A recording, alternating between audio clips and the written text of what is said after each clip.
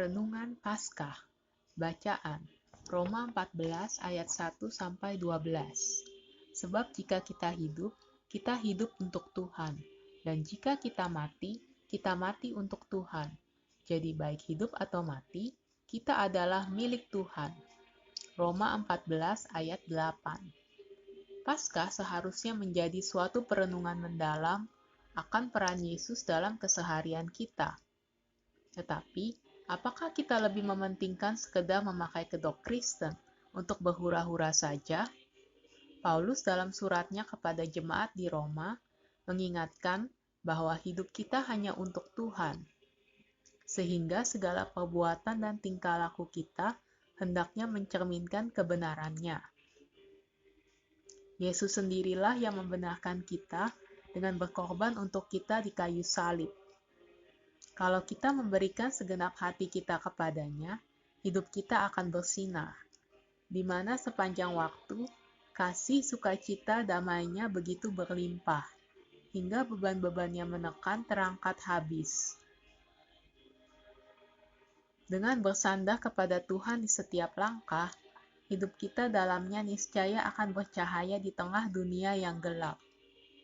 Dalam persekutuan dengan Tuhan saja, kita dapat tahu pasti bahwa kita dapat melalui suka duka yang mengiringi hari kita dengan kekuatan dari Roh-Nya, sehingga kebenarannya yang menyinari hati kita akan menjadikan fokus kita sempurna, di mana kita tidak mudah melampiaskan emosi-emosi negatif kepada orang lain, karena pandangan kita yang hanya terarah kepadanya.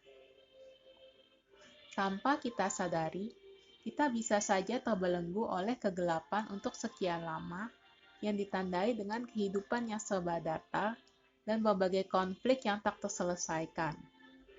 Jika Anda menginginkan kehidupan yang berlimpah, jadikan Yesus sebagai Raja jiwa Anda, sehingga keraguan hati Anda akan hilang.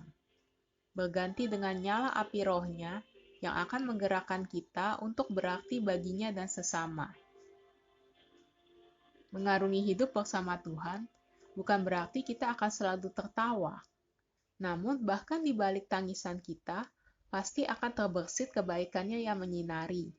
Sehingga kita tidak akan jatuh terlalu lama, dan saat kita bangkit kembali, kita akan naik lebih tinggi. Malam ini momen yang pas untuk merasakan hadirat Tuhan yang menghendaki agar Anda hidup untuk-Nya.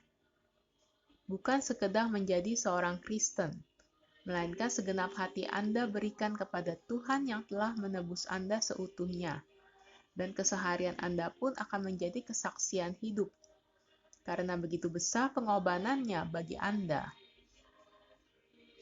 Di saat kebanyakan orang lain asal saja mengisi harinya dengan pertikaian dan mencoba untuk menekan orang lain dengan kebesarannya, pembaharuan Tuhan atas diri kita menyebabkan kita merdeka sepenuhnya, sehingga hari-hari kita mekar bersamanya.